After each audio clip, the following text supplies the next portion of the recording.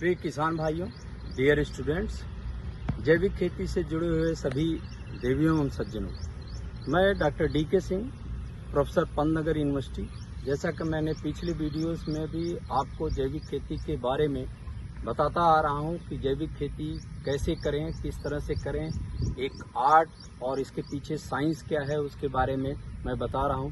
मेरे पीछे आज जैसा ये रोपाई हो रहा है कि मैं जैविक खेती में विभिन्न प्रजातियों को यहाँ हमें उस पर रिसर्च कर रहे हैं कि कौन कौन सी प्रजातियाँ अगर हम लगाएं जिससे कि हमें अच्छा उत्पादन मिल सके या गुणवत्ता युक्त उत्पाद मिल सके। इसमें हम बहुत सारी प्रजातियाँ लिए हुए हैं। कुछ हाई यील्डिंग प्रजातियाँ हैं जो अधिक उत्पादन देने वाली हैं, कुछ बासमती की प्रजातियाँ हैं, कुछ ऐसी प्रजातियाँ हैं जिसमें जिंक ज़्यादा है, आयरन ज़्यादा है। तो ये रोपाई करते समय एक चीज़ का ध्यान रखना चाहिए हमेशा किसान भाइयों। मैं पहले भी सबसे बताता आ रहा हूँ और जो भी हमसे कंसल्ट करता है मैं सबको बताता हूँ कि जब आप कोई भी खेती करें, चाहे वो धान हो चाहे किसी भी कोई भी खेती हो, लाइनों में करें। हमेशा लाइनों में करने के बहुत ज़्यादा फ़ायदा होते हैं। उस पर उत्पादकता पे भी असर आता है, उसकी क्वालिटी पे भी असर आता है।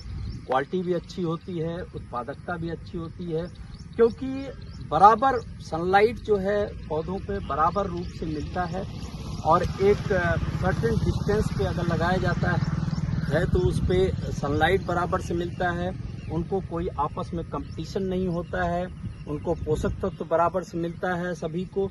तो इस तरह से हमेशा जब भी खेती करें लाइनों में करें। और हमने देखिए ये रस्सियां लगा दी हैं, हालांकि हमारा तो ये रिसर्च है, लेकिन अगर इस तरह से कोई लंबा खेत हो, जो कोई भी किसान हो, वो चाहे तो लाइनों में लगा के 2 आदमी पकड़ लें और लाइनों में लगा के इस तरह से खेती कर सकते हैं। जैविक में अगर हम खेती करने जा रहे हैं तो लाइनों में लगाना बहुत ज़रूरी है। यहाँ हमने थोड़ा सा मॉडिफिकेशन किया हुआ है, थोड़ा सा चेंज किया हुआ है। चेंज ये किया हुआ है कि लाइन से लाइन की दूरी वैसे तो हम 20 सेंटीमीटर रखते हैं, 20 × 20, क्योंकि हमने ये पाया हुआ है कि अगर पर मीटर स्क्वायर 25 जो कोव एक जगह होती है पर मीटर, 25 से लेके 40 तक, तो कोई आपस में कोई प्रोडक्टिविटी में डिफरेंस नहीं होता, उत्पादन में कोई अंतर नहीं आता है। तो लेकिन यहाँ हमने थोड़ा सा ये चेंज कर दिया है कि 20 सेंटीमीटर की जो लाइन होती है उनके बीच में हमने 25 सेंटीमीटर की लाइन कर दी है। और ये इसलिए किया गया है कि जैविक में हम खरपतवार नियंत्रण के लिए कोई दवाई नहीं डालते हैं। इसमें हमारा आसानी से कोनो बीडर 2 बार 3 बार कोनो बीडर, बाद में हम आपको बताएंगे कोनो बीडर चला के किस तरह से कोनो बीडर चलाया जाता है, उसमें हम चला के बताएंगे। और लाइनों में जो है पौध से पौध की दूरी ये 12.5 सेंटीमीटर हमने रखा हुआ है। तो कुल इसमें हमारे पर मीटर स्क्वायर 32 हिल्स कुल आएंगे इसमें। तो हमारी उत्पादकता पे मैं कई सालों से ऐसा कर रहा हूँ, कोई असर नहीं आता है।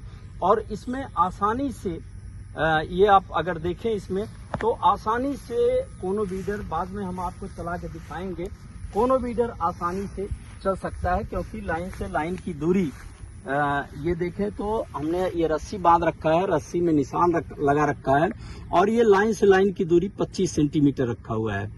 और पौध से पौध की दूरी इसमें 25 सेंटीमीटर में एक और लगा देंगे तो 12.5 सेंटीमीटर, 12.5 सेंटीमीटर पौध से पौध की दूरी हो जाएगी।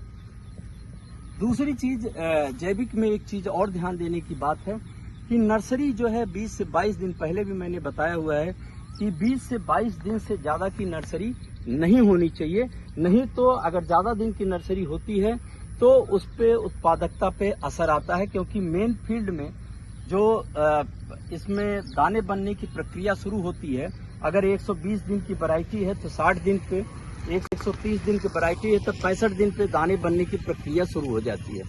तो उसका जैसे 65 दिन पे दाने बनने की प्रक्रिया शुरू हो जाती है तो 1/3 से ज़्यादा ये नर्सरी में नहीं रहना चाहिए। इसका समय 1/3 समय जो आता है 20 से 21 दिन आता है, तो उससे ज़्यादा की नर्सरी नहीं होना चाहिए। इसके बाद ये मुख्य फील्ड में आ जाना चाहिए, मेन फील्ड में आ जाना चाहिए, क्योंकि यहाँ इसकी ग्रोथ होनी चाहिए, हो जाएगी, अच्छी ग्रोथ होगी।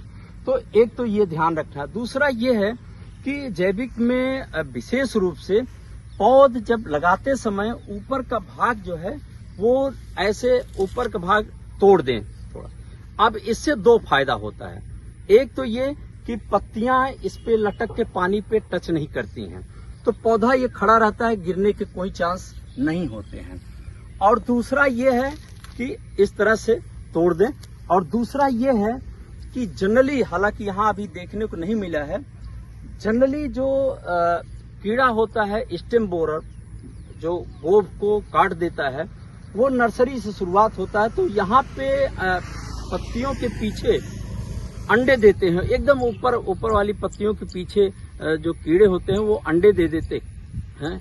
और वो जब यहाँ मेन फील्ड में आता है तो उसमें से लार्वी निकलती है जो कि शुरू से ही नुकसान करना शुरू कर। तो ऊपर वाला पोर्शन जब इसको तोड़ के और फेंक देंगे तो इससे क्या होगा कि जो अंडे हैं उसमें अंडे वो वहां सड़ जाएंगे, पानी में गिर जाएंगे। जैसे इस तरह से कीचड़ में है तो कीचड़ में गिर जाएंगे अंडे, और उसमें जो स्टेम बोरर है शुरू में ही आता है वो स्टेम बोरर कम लगेगा। तो अगर ये छोटी छोटी चीजों का अगर आप ध्यान देंगे तो इन छोटी चीजों से आप बहुत अच्छी जैविक में उत्पादकता ले सकते हैं। एक तो ये लाइन से लाइन की दूरी, जिससे कि हम वीड कंट्रोल अच्छा कर लें, और दूसरा ये कि ऊपर का पोर्शन तोड़ दें। और कोई भी खेती करें तो हमेशा लाइनों में खेती करें, बिना लाइन के खेती न करें। ये हमारा सुझाव है आप सभी को, आप सभी किसान भाइयों को। आगे और मैं धान के बारे में और सारी फसलों के बारे में बताता रहूंगा। आज के लिए बस इतना ही। बहुत बहुत धन्यवाद। सबको नमस्कार। जय हिंद।